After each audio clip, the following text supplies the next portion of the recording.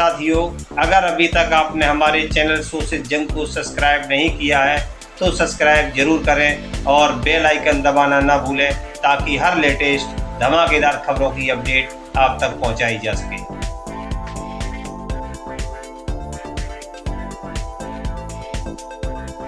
अंधेरे में तीन प्रकाश, गांधी, लोहिया, जयप्रकाश। इन्हीं तीन प्रकाशों के मार्ग पर चलने वाले थे पूर्व प्रधानमंत्री चंद्रशेखर। जन्म जयंती समारोह पर याद किए गए भारत के पूर्व प्रधानमंत्री चंद्रशेखर। उत्तर प्रदेश के चंदौली के धानापुर में किया गया कार्यक्रम का आयोजन। पूर्व प्रधानमंत्री चंद्रशेखर की 17वीं पुण्यतिथि पर तमाम बड़े नेताओं ने की पुष्पांजलि अर्पित। चंदौली जिले के धानापुर स्थित शहीद पार्क में किया गया कार्यक्रम का आयोजन। कार्यक्रम में मुख्य अतिथि रहे आम आदमी पार्टी के राष्ट्रीय प्रवक्ता राज्यसभा सांसद संजय सिंह। विशिष्ट अतिथि के रूप में शिरकत की समाजवादी पार्टी के सांसद वीरेंद्र सिंह ने। पुण्यतिथि पर आयोजित कार्यक्रम में अन्य अतिथियों में पूर्व कैबिनेट मंत्री सुरेंद्र पटेल, समाजवादी विचारक शिव कुमार सिंह, पूर्व सांसद अरविंद सिंह, सपा के राष्ट्रीय प्रवक्ता मनोज सिंह काका, जिला पंचायत सदस्य अंजनी सिंह, किसान नेता दीनानाथ श्रीवास्तव, सभासद आरती प्रधान, शाह आलम, कांग्रेस नेता संजीव सिंह, आप नेता पवन तिवारी, राम जन्म यादव, सत्यनारायण राजभर, कामरेड हौसला प्रसाद कुशवाहा, सुरेश सिंह, रमेश सिंह समेत तमाम गणमान्य लोग उपस्थित रहे। कार्यक्रम की अध्यक्षता राधे श्याम सिंह ने की और सफल संचालन किया रामधनी यादव ने। देखिए इस अवसर पर उपस्थित जनसमूह को संबोधित करते हुए क्या बोले राज्यसभा सांसद संजय सिंह। आज के कार्यक्रम की अध्यक्षता कर रहे आदरणीय राधे श्याम सिंह जी, इस क्षेत्र के लोकप्रिय सांसद, पूर्व मंत्री भाई वीरेंद्र सिंह जी, उत्तर प्रदेश सरकार के पूर्व कैबिनेट मंत्री सुरेंद्र पटेल जी, समाजवादी नेता, बीएचयू के जमाने में छात्र संघ के अध्यक्ष रहे भाई शिव कुमार सिंह जी, समाजवादी पार्टी के राष्ट्रीय प्रवक्ता छोटे भाई मनोज काका जी, कांग्रेस पार्टी के प्रवक्ता भाई संजीव सिंह जी, पूर्वांचल के काशी प्रांत के हमारे अध्यक्ष आम आदमी पार्टी के भाई पवन तिवारी जी, इंडिया गठबंधन के सभी यहाँ पर मौजूद नेतागण, और मैं सबसे ज्यादा आभार और धन्यवाद देना चाहूंगा कुंवर सुरेश सिंह जी का और अरविंद सिंह जी का कि उन्होंने हम लोगों के यहाँ पर बुलाया, अपनी बात कहने का मौका दिया। साथियों और दोस्तों, भारत के पूर्व प्रधानमंत्री स्वर्गीय चंद्रशेखर जी को हम सब लोग यहाँ पर श्रद्धांजलि देने के लिए एकत्रित हुए। लेकिन जब हम उनको श्रद्धांजलि देने के लिए एकत्रित हुए हैं तो उनके विचारों से भी हमें कुछ सीखना होगा। और स्वर्गीय चंद्रशेखर जी के व्यक्तित्व से एक बात जरूर सीखने को मिलती है कि अपने विचारों के प्रति दृढ़ता से खड़े रहो। संख्या 1 है कि 100 है कि 1000 है, इस बात की चिंता किए बगैर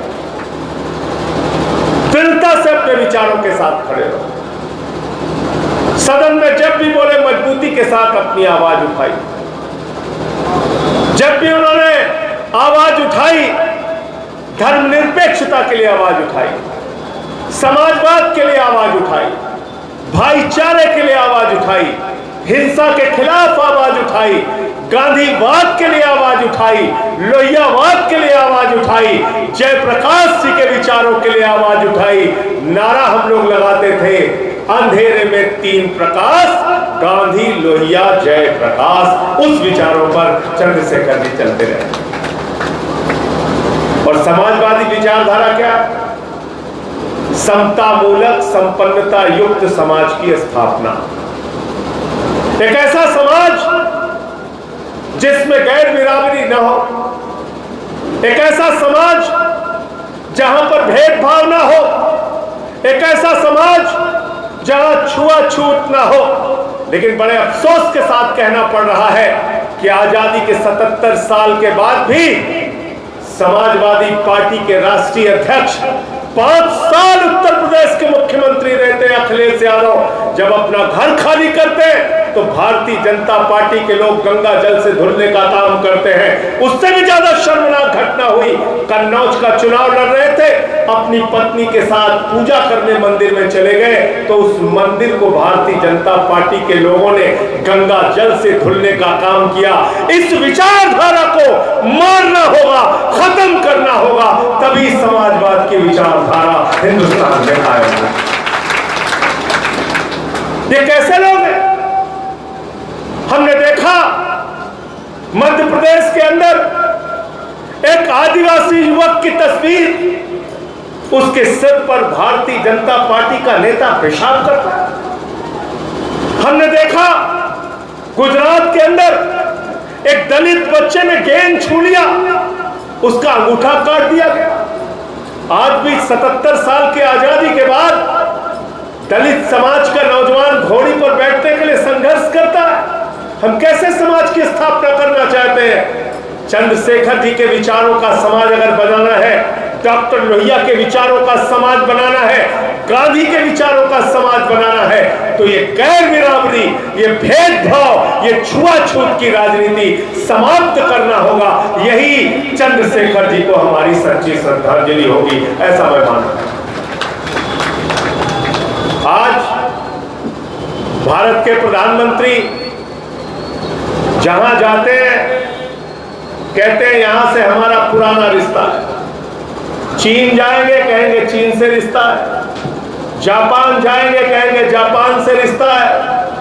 किसी भी प्रांत में जाएंगे कहेंगे इस प्रांत से हमारा बहुत पुराना रिश्ता है।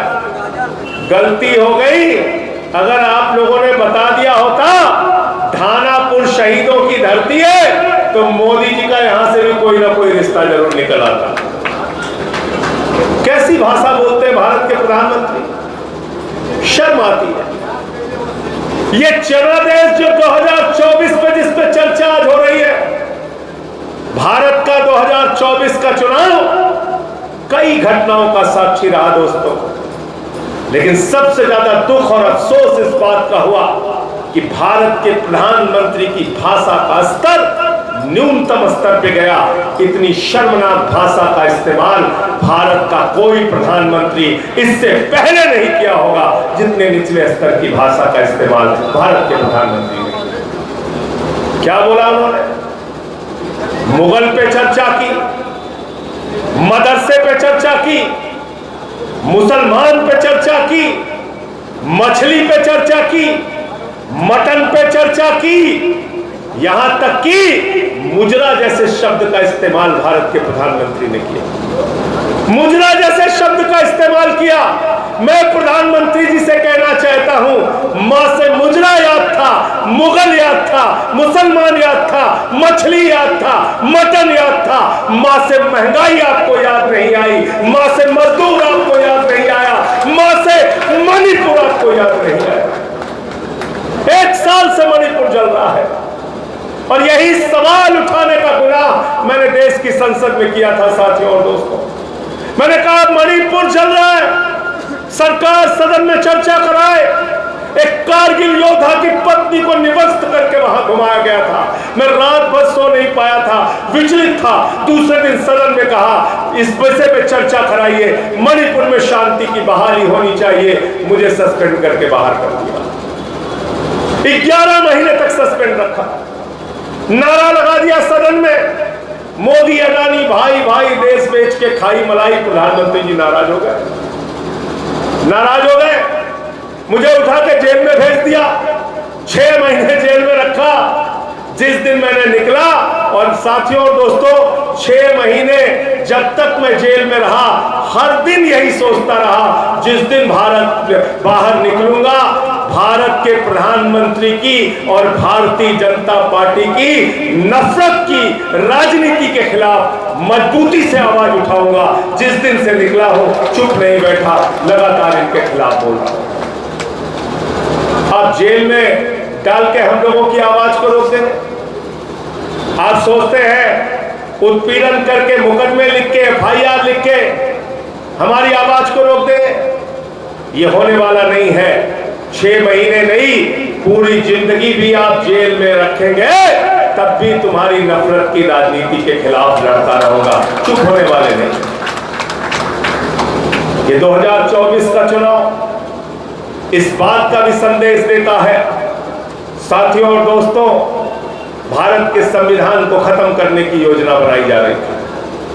अयोध्या के सांसद ने एक मीटिंग में कहा 400 सीट दे दो, संविधान खत्म करना है। ज्योति मिर्धा भारतीय जनता पार्टी की प्रत्याशी एक चुनावी सभा में कहती है 400 सीट दे दो, संविधान खत्म करना है। अनंत हेगड़े कर्नाटका के रहने वाले भारतीय जनता पार्टी की सरकार के मंत्री कहते हैं 400 सीट दे दो, संविधान खत्म करना है। मेरठ से भारतीय जनता पार्टी के प्रत्याशी अरुण गोविल कहते हैं 400 सीट चाहिए, क्योंकि भारत का संविधान खत्म करना है। इस देश के संविधान में भरोसा रखने वाले दलितों ने, पिछड़ों ने, आदिवासियों ने, अल्पसंख्यकों ने, देश के आम आदमी ने, पिछड़ा हो सवर्ण हो, 140 करोड़ लोगों ने तय किया, कुछ भी हो जाए हम भारत के संविधान को खत्म नहीं होने देंगे और आपको हराने का काम किया। आरक्षण खत्म कर देंगे, ये इनकी योजना थी। संविधान खत्म करना है, आरक्षण खत्म करना है, वंचितों को मिलने वाला अधिकार समाप्त करना है, ये इनकी योजना थी। लेकिन उस योजना को इस देश के लोगों ने पहचान लिया। कहते थे 400 पार, 400 पार, 400 पार। क्या हुआ? अब कह रहे हैं राष्ट्रपति के अभिभाषण में झूठ लिख के भेजा। डॉक्टर सुरेंद्र सिंह जी यहां पे है। राष्ट्रपति के अभिभाषण में राष्ट्रपति जी से कहलवा लिया, वीरेंद्र भाई ने पढ़ा होगा स्पीच, कि स्पष्ट बहुमत की तीसरी बार सरकार बनी है। मैंने कहा भैया 240 में कौन सा स्पष्ट बहुमत होता है? लिखा है भाषण में कि स्पष्ट बहुमत की तीसरी बार सरकार बनी है। अरे प्रधानमंत्री जी, आपके 400 के दावे से 160 सीट कम हो गई और 303 की संख्या से 63 सीट कम हो गई। सुधर जाइए, अहंकार छोड़ दीजिए, वरना 240 से 24 पहुंचने में ज्यादा समय नहीं लगेगा। या तो माहौल बना दिया था 80 में 80, 80 में 80 कहते थे, नहीं कहते थे? 80 में 80 मंदिर का उद्घाटन कर दिया, 80 में 80 आएगी, 80 में 80 आएगी। यूपी के लोगों ने कहा अब हम तुम्हारी नीयत समझ चुके हैं। गुजरात से बड़े बड़े महापुरुष हुए, राष्ट्रपिता महात्मा गांधी के बारे में सोचते हैं, सुश्रद्धा से सर झुक जाता है। सरदार वल्लभ भाई पटेल के बारे में सोचते हैं तो श्रद्धा से सर झुक जाता है। मोदी के बारे में सोचते हैं, अमित शाह के बारे में सोचते हैं तो शर्म आती है। पूरे देश में एक ही चर्चा चल रही है, इस देश को 4 लोग चला रहे हैं, 2 बेच रहा है, 2 खरीद रहा है। 2 बेच रहा है, 2 खरीद रहा है। सब जानते हैं कौन लोग हैं। क्या कहे? अहंकार देखिए, गाना बना दिया भाजपाइयों ने, जो राम को लाए हैं हम उनको लाएंगे। सुना था ना गाना आप लोगों ने? जो राम को लाए हम उनको लाएंगे। अरे भगवान श्री राम को कोई ला सकता है क्या? मर्यादा पुरुषोत्तम भगवान श्री राम, आराध्य देवता भगवान श्री राम, भगवान श्री राम जो जन जन के हृदय में बसते हैं, भगवान इंसान को लेके आए हैं। कोई इंसान भगवान श्री राम को नहीं ला सकता। ये भगवान श्री राम ने आपको बताने का काम किया है। मोदी, आप राम को लेके आए, इतना अहंकार आपके मन में। कल को कोई बेटा अपने बाप से कहेगा, बापू हम तुमको लेके आए, तुम हमको लेके नहीं आए। इतना अहंकार। और भगवान श्री राम ने इनको संदेश दे दिया। अयोध्या हारे, सुल्तानपुर हारे, प्रतापगढ़ हारे, कौशाम्बी हारे, प्रयागराज हारे, चित्रकूट हारे, श्रावस्ती हारे, रामपुर हारे, सीतापुर हारे, नासिक हारे, रामटेक हारे। जहां जहां से राम गुजरे वहां वहां से भाजपाई हारे। इनका सफाया हो गया। और क्यों हो गया? क्योंकि आपसे तो छूट हो सकती है, आप तो माफ कर सकते हैं। मनोज काका आंकड़े देखने में गलती कर सकते हैं, लेकिन भगवान श्री राम गलती क्या देखा उन्होंने क्या देखा? उन्होंने देखा धर्म के नाम पे धंधा हो रहा, चंदा चोरी हो रही है। चुनाव के ठीक पहले मैंने खुलासा किया था, 5 मिनट के अंदर साथियों और दोस्तों 2 करोड़ की जमीन 18.5 करोड़ रुपए में भाजपाइयों ने बेचने का काम किया। 18.5 करोड़ रुपए 5 मिनट में 16.5 करोड़ रुपए कमाया। वो सारा प्रमाण है हमारे पास। 30,000 करोड़ रुपए अयोध्या के विकास में लगाया। और पहली ही बारिश में मंदिर के मुख्य पुजारी ने बताया, मैंने देश की संसद में उठाया, प्रभु श्री राम के साथ ऐसा धोखा क्यों किया? गर्भगृह में पानी गिरने लगा। अगर तुम प्रभु श्री राम के नहीं हुए तो आम इंसान के भी नहीं होंगे। ये संदेश भगवान ने आपको दिया। और यमुना प्रसाद उपाध्याय की बड़ी अच्छी लाइन है, बहुत ही शानदार लाइन है कि तुम्हारी पोल पट्टी खोलने लग जाए तो क्या हो? तुम्हारी पोल पट्टी खोलने लग जाए तो क्या हो? अगर मंदिर की मूर्त बोलने लग जाए तो क्या हो? बताओ, ब्रह्म बेला में जहां तुम पाप धोते हो वही सरयू का पानी खोलने लग जाए तो क्या? आप भगवान की चिंता कर रहे हैं। भगवान श्री राम, मर्यादा पुरुषोत्तम भगवान श्री राम हम सबके हृदय में बसते हैं। लेकिन अफसोस है कि नमाजी भी नहीं है जो, पुजारी भी नहीं है जो, वो मंदिर और मस्जिद के लिए गमगीन रहते हैं। नमाजी भी नहीं है जो, पुजारी भी नहीं है जो, वो मंदिर और मस्जिद के लिए गमगीन रहते हैं। अयोध्या है हमारी और हम सब हैं अयोध्या के, मगर सुर्खियों में सिंघल और साहबुद्दीन रहते हैं। ये उस जमाने की लाइन है, उस जमाने की कविता है जब समाज को बांटने का काम किया जा रहा है। चंद्रशेखर जी, जिनको आज हम लोग याद कर रहे हैं, ये वो नेता है, ये चंद्रशेखर जी वो नेता है जिन्होंने 4 महीने के अंदर राम मंदिर और मस्जिद के विवाद को सुलझाने की ऐसी पहल की जिसकी मिसाल आज भी दी जाती है। उन्होंने संवाद के जरिए विवाद को खत्म करने का प्रयास किया था। एक मामले में बड़ी आलोचना होती है चंद्रशेखर जी। आज भी कई साथियों ने कहा सोना गिरवी रख दिया, सोना गिरवी रख दिया, सोना गिरवी रख दिया।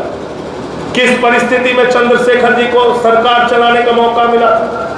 आप सब लोग जानते हैं, चुनाव पे चुनाव हो रहे थे, सरकारें बन रही थी, गिर रही थी। उन परिस्थितियों में चंद्रशेखर जी को देश के प्रधानमंत्री का पद मिला था। कितना सोना रखा था? 67 टन सोना रखा था। कितना सोना रखा था? 67,000 किलो सोना रखा था। उस समय सोने की कीमत क्या थी? 3400 रुपए तोला। अगर आप चंद्रशेखर जी के सोना जो उन्होंने गिरवी रखा उसकी कीमत निकाल ले, लगभग 23,000 करोड़ रुपए का सोना गिरवी रखा। कितने का सोना? 23,000 करोड़ रुपए का सोना गिरवी रखा था। आज की सरकार क्या कर रही है?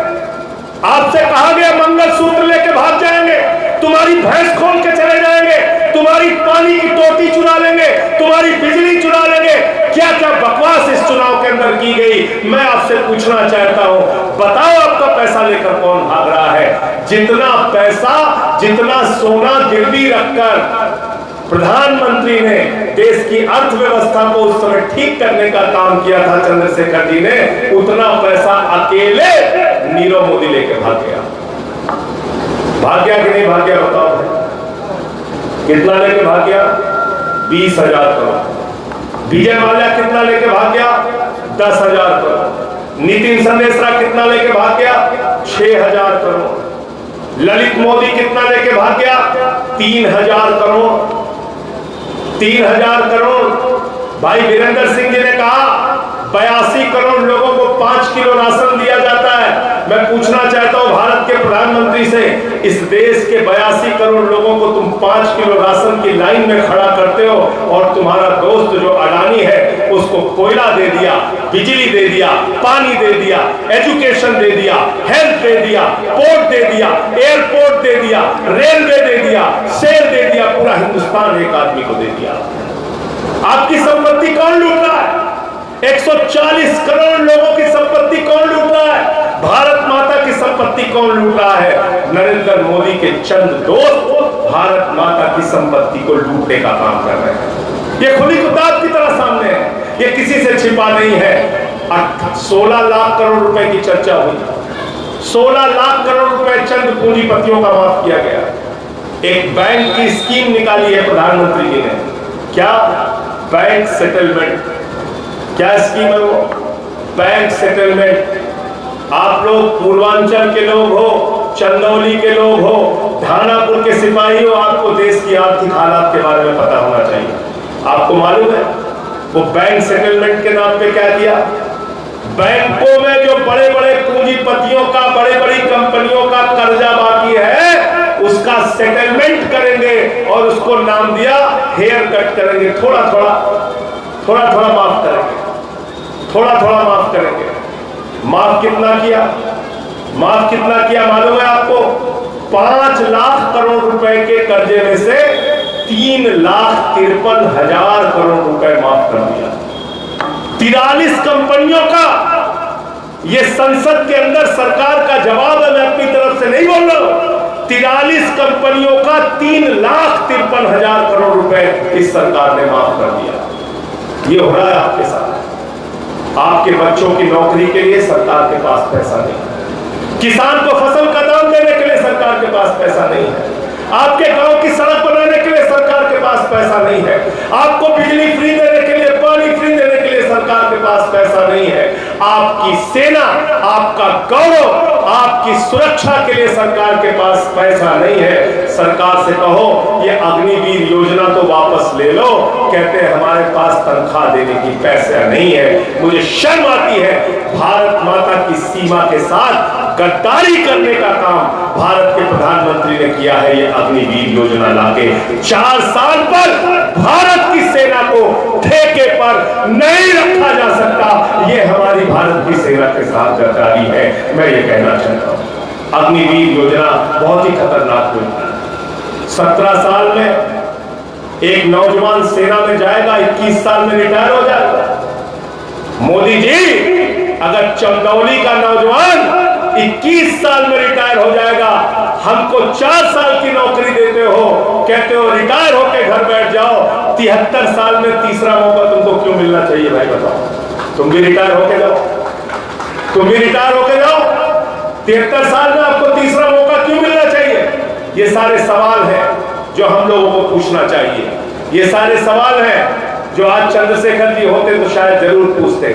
संसद के अंदर कोशिश करता हूं आपकी आवाज उठाने की, कई बार उसकी सजा भी मिलती है। किसानों के आंदोलन में आवाज उठाई तो सस्पेंड करके बाहर कर दिया। मैंने कई रातें संसद के परिसर में गुजारी है, आवाज उठाई है, आवाज उठाता रहूंगा, लड़ता रहा हूं, लड़ता रहूंगा, इनके आगे झुकने का काम नहीं करूंगा। विपक्ष की अपनी भूमिका है, उस भूमिका को हम लोग जानते हैं और उसको निभाएंगे। उत्तर प्रदेश की जनता ने बहुत बड़ा मैंडेट दिया, 43 सीटें इंडिया गठबंधन की आई। ये मामूली सफलता नहीं है।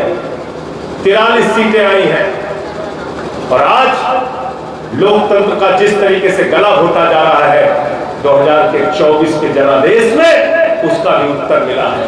आप पार्टियां तोड़ते हैं, लोकतंत्र का गला घोटते हैं, सरकारों को गिराते हैं, तोड़फोड़ करते हैं, ये विधायक खरीदो, वो सांसद खरीदो, ये विधायक खरीदो, वो सांसद खरीदो। मैं तो बार बार कहता हूं, मैंने सुना था बाइक चोर होते हैं, कार चोर होते हैं, मैंने सुना था सोना चोर होते हैं, लेकिन भारतीय जनता पार्टी के लोग पार्टी चोर हैं, विधायक चोर हैं, सांसद चोर हैं। ये विधायकों सांसदों की चोरी करते हैं। महाराष्ट्र में उद्धव ठाकरे की तीर कमान चुरा ली, शरद पवार की घड़ी चुरा ली। क्या हुआ महाराष्ट्र के अंदर? 30 सीटें इंडिया गठबंधन की आई, 30 सीटें वहां की जनता ने जवाब दिया। उत्तर प्रदेश में भी विधायकों की तोड़फोड़ की गई समाजवादी पार्टी के। उत्तर प्रदेश की जनता ने 37 सीटें समाजवादी पार्टी को दिया, 6 सीट कांग्रेस पार्टी को दिया। उत्तराखंड की सरकार तोड़फोड़ करके गिराई इन लोगों ने, अरुणाचल की सरकार तोड़फोड़ करके गिराई, कर्नाटक की सरकार तोड़फोड़ करके गिराई, मध्य प्रदेश की सरकार तोड़फोड़ करके गिराई, महाराष्ट्र की सरकार तोड़फोड़ करके गिराई। 10 साल में क्या किया इन्होंने? सरकारों को तोड़ो, गिराओ, लोकतंत्र का गला घोटो। आज मौका है जगाने का, जागने का। एक प्रयास आपने किया है, अगली बार थोड़ा और जोर से धक्का मार देना, इनको 100 से नीचे ले आइए। मैं तो कह रहा हूं 240 की जगह 24 पे लेके आइए। इनको बिल्कुल इस देश की राजनीति से इनकी राजनीति को समाप्त करना है। नफरत की बुनियाद पे हिंदुस्तान नहीं बन सकता साथियों और दोस्तों। धर्मनिरपेक्षता की बुनियाद पे हिंदुस्तान आगे बढ़ेगा, आपसी भाईचारे की बुनियाद पे हिंदुस्तान आगे बढ़ेगा, बाबा साहब के संविधान से हिंदुस्तान आगे बढ़ेगा, हमारा लोकतंत्र मजबूत होगा, आपसी भाईचारे से, लड़ाने से, झगड़ा कराने से नहीं होगा। अभी वीरेंद्र सिंह जी गिना रहे थे कितने लोगों ने इस देश के लिए अपनी कुर्बानी दी है। आपकी धरती है, थानापुर की धरती है। आप मुझे बताइए, आप कहते हो हम हिंदू राष्ट्र बनाएंगे, हमारे संविधान में लिखा हुआ है भारत एक धर्मनिरपेक्ष राष्ट्र है। यहां सभी जाति, सभी धर्म के लोग एक साथ मिलकर रहते हैं। ये हमारे हिंदुस्तान की खूबसूरती है। विविधता में एकता भारत की विशेषता है, धर्मनिरपेक्षता हमारी विशेषता है। ये देश हिंदुओं का भी है, मुसलमानों का भी है, सिखों का भी है, ईसाइयों का भी है, दलितों का भी है, पिछड़ों का भी है, आदिवासियों का भी है। सबका ये देश है। 144 करोड़ लोगों का ये देश है। नफरत की बुनियाद पे हिंदुस्तान को बनाने की कोशिश मत करो।